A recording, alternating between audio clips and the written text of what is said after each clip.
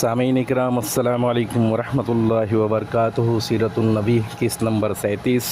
बैत पूरी हो गई और हज ख़त्म हो गया तो नबी सल्लल्लाहु अलैहि वसल्लम ने इन लोगों के हमराह यसरब में अपना पहला सफ़ीर भेजा ताकि वो मुसलमानों को इस्लामी अहकाम की तालीम दे और इन्हें दीन की दर व बस सिखाए। जो लोग अब तक शिरक पर चले आ रहे हैं इनमें इस्लाम की असाअत करें। नबी सल्लल्लाहु अलैहि वसल्लम ने इस सिफारत के लिए साबिकीन अव्वलीन में से एक जवान का इंतखाब फरमाया जिनका नामी और इसमें गिरामी मुसाब बिन उमैर अब्दरी रज़ियल्लाहु ताला अन्हु है।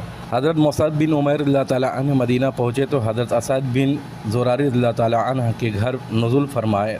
फिर दोनों ने मिलकर अहले यसरब में जोश व खरोश से इस्लाम की तबलीग शुरू कर दी। हज़रत मुसाब रज़ियल्लाहु ताला अन्हु मुकरी के ख़िताब से मशहूर हुए। मुकरी के मानी है पढ़ाने वाला। इस वक्त मुअल्लिम और उस्ताद को मुकरी कहते थे।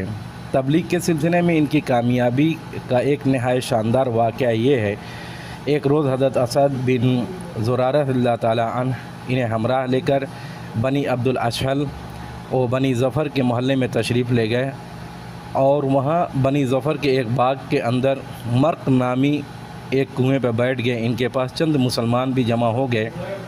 उस वक्त तक बनी अब्दुल अशहल के दोनों सरदार यानी हज़रत साद रहमतुल्लाह बिन माद रज़ियल्लाहु ताला अन्हु और हज़रत उसैद रज़ियल्लाहु ताला बिन उदैर मुसलमान नहीं हुए थे बल्कि शिरक ही पर थे।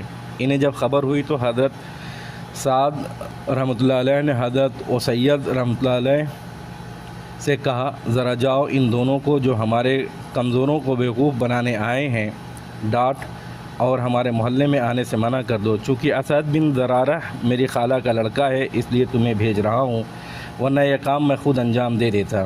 सैयद रज़ियल्लाहु ताला अन्हु ने अपना हरबा उठाया और इन दोनों के पास पहुँचे। हज़रत असद रज़ियल्लाहु ताला अन्हु ने इन्हें आता देखकर हज़रत मुसाब रज़ियल्लाहु ताला अन्हु से कहा, मैं अपनी कौम का सरदार तुम्हारे पास आ रहा है, इसके बारे में अल्लाह से सच्चाई इख्तियार करना। हज़रत मुसाब रज़ियल्लाहु ताला ने कहा, अगर ये बैठा तो इससे बात करूँगा। और सैयद पहुँचे तो इनके पास खड़े होकर सख्त सुस्त कहने लगे, बोले तुम दोनों हमारे यहाँ क्यों आए हो? हमारे कमज़ोरों को बेवकूफ़ बनाते हो।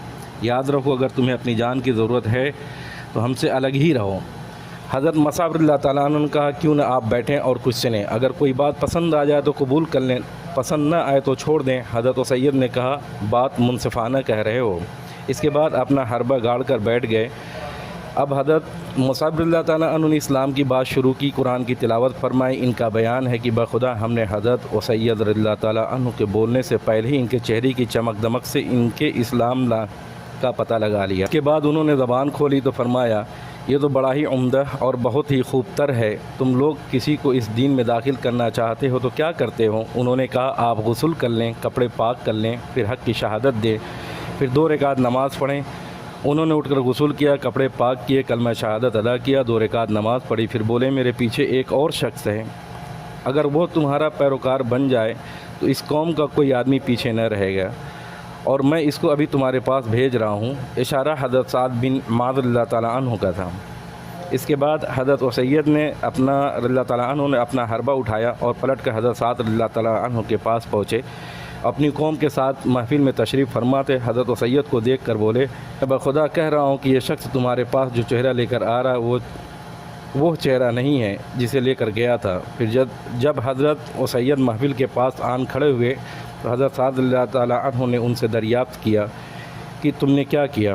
उन्होंने कहा, मैंने इन दोनों से बात की तो अल्लाह मुझे कोई हर्ज तो नज़र नहीं आया, वैसे मैंने इन्हें मना कर दिया है। उन्होंने कहा है कि हम वही करेंगे जो आप चाहेंगे।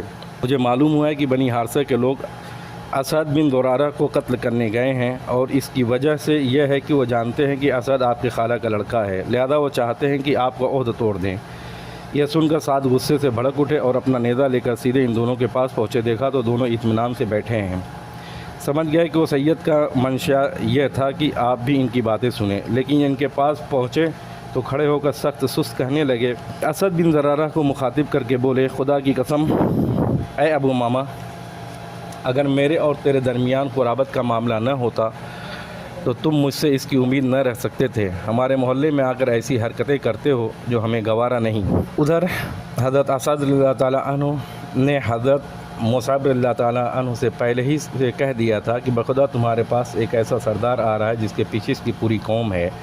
اگر اس نے تمہاری بات مان لی تو پھر ان میں سے کوئی بھی نہ پچھڑے گا۔ اس لیے حضرت مصعب رضی اللہ تعالیٰ عنہ نے حضرت سعد رضی اللہ عنہ سے کہا کیوں نہ آپ تشریف رکھیں اور سنیں، اگر کوئی بات پسند آ گئی تو قبول کر لیں، اگر پسند نہ آئی تو ہم آپ کی ناپسندیدہ بات کو آپ سے دور ہی رکھیں گے۔ حضرت سعد نے کہا انصاف کی بات کہتے ہو، اس کے بعد اپنا نیزہ گاڑ کر بیٹھ گئے۔ حضرت مصعب رضی اللہ تعالیٰ عنہ نے ان پر اسلام پیش کیا، قرآن کی تلاوت کی۔ ان کا بیان ہے کہ ہمیں حضرت سعد کے بولنے سے پہلے ان کے چہرے کی چمک دمک سے ان کے اسلام کا پتہ لگ گیا۔ اس کے بعد انہوں نے زبان کھولی، فرمایا تم لوگ اسلام لاتے ہو تو کیا کرتے ہو؟ انہوں نے کہا آپ غسل کر لیں، کپڑے پاک کر لیں، پھر حق کی شہادت دیں، پھر 2 رکعت نماز پڑھیں۔ حضرت سعد رضی اللہ تعالیٰ عنہ نے ایسا ہی کیا۔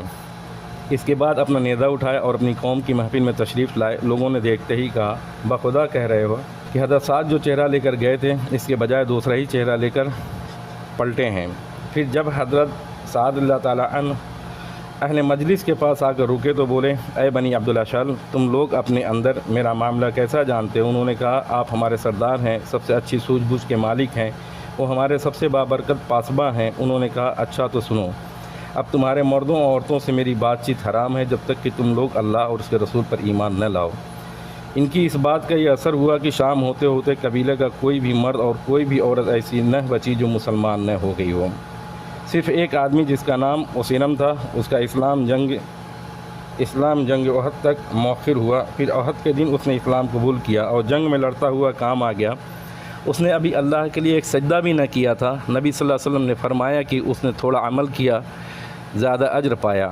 حضرت مصعب رضی اللہ تعالیٰ عنہ حضرت اسد بن زرارہ ہی کے گھر مقیم رہ کر اسلام کی تبلیغ کرتے رہے، یہاں تک کہ انصار کا کوئی گھرانہ باقی نہ بچا جس میں چند مرد اور عورتیں مسلمان نہ ہو چکی ہوں۔ صرف بنی امیہ بن زید اور ختمہ اور وائل کے مکانات باقی رہ گئے تھے۔ مشہور شاعر قیس بن اسلط انہی کا آدمی تھا، یہ لوگ اسی کی بات مانتے تھے۔ اس شاعر نے انہیں جنگ خندق یعنی 5 ہجری تک اسلام سے روکے رکھا۔ بہرحال اگلے موسم حج یعنی 13ویں سال نبوت کا موسم حج آنے سے پہلے حضرت مصعب بن عمیر رضی اللہ تعالیٰ عنہ کا کامیابی کی بشارتیں لے کر رسول اللہ صلی اللہ علیہ وسلم کی خدمت میں مکہ تشریف لائے اور آپ صلی اللہ علیہ وسلم کو قبائل یثرب کے حالات، ان کی جنگی دفاعی اور صلاحیتوں، خیر کی لیاقتوں کی تفصیلات سنائیں۔